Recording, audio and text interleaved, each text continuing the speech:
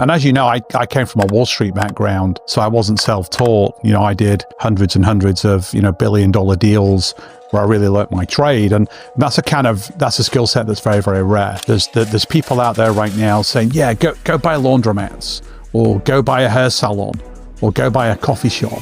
Give me a fucking break. These businesses cash flow $100,000 a year if you're lucky, right? And that's including, what the owner needs to make. So you're not buying a business when you do a deal like that. You're really buying a job. Before we get to the done for you, let's go through a list of businesses, and I'm going to ask you, I want you to say yes or no. Should you buy that? Ready? Yeah. Yes or no. Whatever you want to say is fine. Okay. Laundromats. Fuck no. Okay. Coffee shops. Probably the worst business in the world. It's got to be doing for me a minimum of $500,000 a year in cash flow, because then you can afford to hire somebody to run it for you, and then you can become an owner investor versus an owner operator. So Carl, let's go to M&A for a minute. Yep. We have the Instagram M&A and we have the real M&A. Real M&A. Yeah. All these people out of nowhere. We started this journey together three plus years ago. Yep. Out of nowhere. Yep. Over 100 people have popped up out of thin air. It's fucking hilarious. And they decided that they want to teach people how to buy businesses. So without calling anybody out, because we don't want to do that. Yeah. There's a lot of really, really smart and good people in this industry for sure. But tell me about the real world of M&A versus what everybody's seeing on Instagram, because most of the time what you see on Instagram is absolutely garbage. It's not that it's fake. It's just they're giving you wrong advice, bad information. And let's just clear the air. Yeah, it can be very dangerous. So I think I'm blessed with the fact that I founded the M&A coaching industry 9 years ago now, right? So I was the first to market, and it was a crazy thing to do. No one ever thought that people could teach people online, how to buy businesses. But when you have the skill set, that I have, and you have the experience that I have, and, the decades of deals and activity. And as you know, I came from a Wall Street background, so I wasn't self-taught. I did hundreds and hundreds of, billion-dollar deals where I really learnt my trade. And that's a skill set that's very, very rare. So the ability to package that up and apply it to, Main Street deals, which is, the vast majority of the deals in the world are less than $10 million in revenue. So that's the market that we're playing in. And what I would say is, this is a huge market now, right? We know that there's millions and millions of businesses for sale. It's only going to get worse as baby boomers retire, right? When I say worse, it's good for buyers, right? There's so many businesses that you can buy. So I do think it takes an army sometimes and a village to train an industry, right? And what I would say is there are some very credible M&A coaches. I can probably name them on one hand that are out there. They've done real deals. They're very genuine people, morally very, very strong. And whilst I've not been through any of their programs, I know them all personally to the fact that, I would vouch for them. But then there are two groups of other people, right? So you mentioned the Instagram M&A coaches. These are people that will tell you to go buy really tiny, small businesses. Like there's people out there right now saying, yeah, go buy laundromats, or go buy a hair salon, or go buy a coffee shop. Like, give me a fucking break. Like, these businesses cash flow $100,000 a year if you're lucky, right? And that's including, what the owner needs to make. So you're not buying a business when you do a deal like that. You're really buying a job, right? So you're paying money to have a job. Like, you don't need to pay for a job. People pay you to have a job, right? If you want a job, go work for somebody else, right? If you want to buy a business, it's got to be doing for me a minimum of $500,000 a year in cash flow, because then you can afford to hire somebody to run it for you, and then you can become an owner investor versus an owner operator. And a lot of these Instagram people, they're not really deal makers for me. They're more marketers, right? They're seeing M&A, Main Street M&A as a big trend now. And that's really fueled by the market, the millions and millions of baby boomers that are retiring. They're bringing their deals to market. We know that only 1 in 10, 1 in 11 of these businesses will actually sell. So there's a lot of deal flow out there. And some of these fly-by-night marketers, they're really trying to capitalize on that trend. And Who can blame them though, right? Yeah, and then they're using like ChatGPT, they're using other material on YouTube, and they're passing themselves off as M&A professionals and M&A coaches. And it's a free country; they can do whatever they want. But my concern for the market is some of these people are giving out really bad advice. But this isn't everybody, right? As I mentioned, there are some very, very credible, very good people out there coaching M&A, like myself, that have done the hard yards, have done the deals, have made the mistakes. And we can feed all that back into our coaching communities. But for somebody that's gone out and bought one laundromat or one coffee shop or one comic book store or one car wash, and then they've done one deal, and then they believe that they're now an expert and can teach people, how to do this in any industry. Yeah, it pisses me off. But it's the nature of the world that we're living in, unfortunately. So, my message to anybody is when selecting a coach, do your due diligence. Make sure these people have got the chops, they've got the tenure, they've got the war wounds, they've been through, the mistakes. One of my favorite online coaches, not in M&A per se, is Keith Cunningham, right? And I don't know if you've ever read the book, The Road Less Stupid. Oh, yeah. He talks about the dumb tax, right? And the tens of millions of dollars in dumb taxes that he's paid. Like, I've paid tens of millions of dollars in dumb tax. Because I've paid that tax, it's probably the best money I've ever spent, because now I can feed back all those mistakes into that community. And when you're a coach in anything in life, it's not just about telling people what to do. It's advising people on what not to do, because we've made those painful mistakes in our own experiences. In my case, 33 and a half years of doing deals all over the world in 23 different countries, in 17 different industries, deals as small as $50,000, which are terrible deals, all the way up to a $13.9 billion deal, which is the largest deal that I ever worked on when I was doing M&A at HP. So all of that experience, all those mistakes, I can feed that back into the community. So in a nutshell, there are some really good people out there coaching M&A, and I think that's great, because you need more than one voice, you need more than one personality, you need more than one set of experiences. But beware, guys, there are a lot of charlatans out there. Just pick your coach very, very wisely. Yeah, let's go back to that. This happened to you 2 weeks ago. It happened to me 2 weeks ago as well.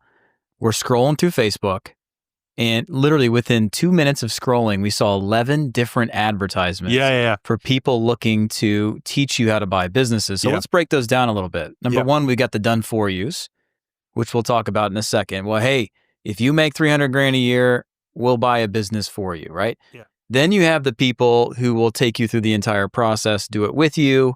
They want 100 grand or something. We'll talk about in a second. Then you have the people who are trying to teach how to buy micro businesses, like we talked about. Yeah. Coffee shops, laundromats, vending machines. I've even seen vending machines, ATMs. Like these are like side gigs. These are side hobbies, right? Yeah. So before we get to the done for you, let's go through a list of businesses. And I'm going to ask you, I want you to say yes or no. Should you buy that? You ready? Yeah. Yes or no. Whatever you want to say is fine. Okay. Laundromats. Fuck no. Okay. Coffee shops. Probably the worst business in the world. Tell me why. Laundromats. So one of the things I love about businesses is businesses that can scale geometrically, right? A laundromat, your captive market is so narrow. It's just the people that are in walking distance to your laundromat. The kind of person that goes to a laundromat probably doesn't have a car, right? If they can afford a car, they can afford a washing machine. You call them washing machines in America? Yes. I've only been living here for like a year full time. So, what do you call them in the UK? Washing machines, right? Okay, yeah, that's what we call them. Washing machines. So if you can afford a car, you can afford a washing machine. They're like $1,000, right? Or maybe even not even there. So to go to a laundromat, which is an inconvenience, right? You've got a very, very small captive market that's very, very low income.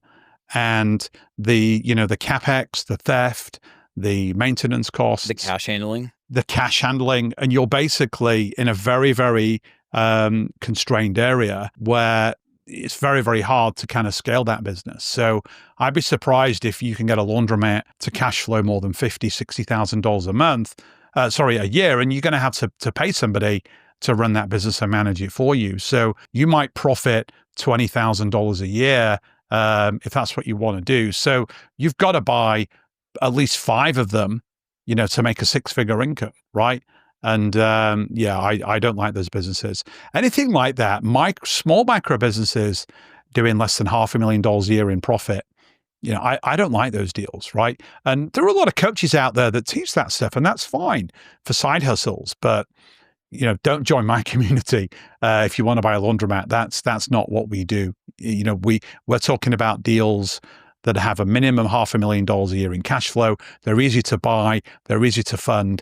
They have middle management that can run that business for you. Yeah, that's definitely the market, that we're in. Yeah, laundromats in general, like you said, they tend to have clientele that's not the pick of the litter, not people that you want to mess with. The cash handling alone, think about the low skill, low wage labor, people that you would hire to be a manager at a laundromat. They don't have a lot of skills. They don't have to. They don't get paid a lot of money. Yeah. The amount of cash handling that they have to do, taking quarters in and out, dollars in and out, how much theft and leakages are going to be. Yeah. I just don't see the allure there. No. And yet, because it's popular, same thing with car washes, which is a little better, but not all the time. Now the demand is higher on them and they're trading for higher multiples than they should. Yeah. It's like false inflation. It's absolutely crazy. Yeah. It's absolutely which is fine though. Go after those deals. Yeah. What's interesting is so many people have come to us thinking that way. I'm going to buy a laundromat. I'm going to buy a storage unit. I'm going to buy a car wash. We send them away. Or they elevate their vision when they come to us and they go into something much, much smarter, much, much bigger. I mean, how exciting does a bank get about funding a laundromat purchase? It doesn't. In fact, banks won't fund a laundromat purchase unless they own the real estate, probably. Unless they own the real estate. Yeah. But then, imagine that, right? Imagine you buying a laundromat that cash flows $60,000 a year as a business. Yeah, it's probably going to be in a town or city center location. So you're probably sat on $1 million piece of real estate, right? So to buy the real estate, it's going to cost you more than $60,000 a year to service the loan to buy that shop over a 25-year period, right? So it actually doesn't make any money. And that's before you put somebody in to manage it for you with all the theft. And I'm thinking manager churn in a business like that. Like you probably have to swap your manager out every 3 months because they either do something bad or they move off and they go do something else. So just a terrible business idea. Like you can go and buy a $500,000 a year cash flow business that's in e-com or engineering, manufacturing, professional services, healthcare, whatever your buy box, right? Whatever's your sector of choice based on your skills and your experiences. And, banks salivate over those deals, right? Mm-hmm. Because, banks make money when they lend on deals, right? So they'd rather lend higher checks on a smaller number of deals than a lot of these very, very small micro type of businesses. The only way I would ever get interested in micro businesses, so laundromats, car washes, coffee shops, hair salons, or anything like that, is if I could go buy 50, I'd go buy 100 and get incredible economies of scale. Like we have a protege student in the UK, Darren. Really funny story, right? This was 3-4 years ago. He took an exit from an IT business that he'd founded, and his daughter, who worked in a hair salon, was getting kind of bullied at work. And she came home one night. She was upset. She's like, "Dad, I want to start my own business, my own hair salon." And Darren said, "Honey, more trouble than it's worth. Why don't you go buy an existing hair salon, right? I'll help you fund the transaction."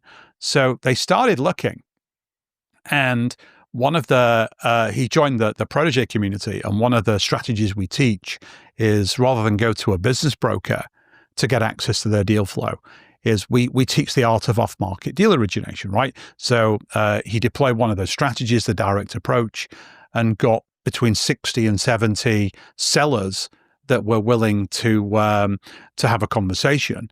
And he went and he bought that first business for his daughter. Very creative deal. I think he put $30,000 down on that deal. And this was a business that cash flowed probably $150,000 a year. So it was quite a nice business. And then he had all these other leads.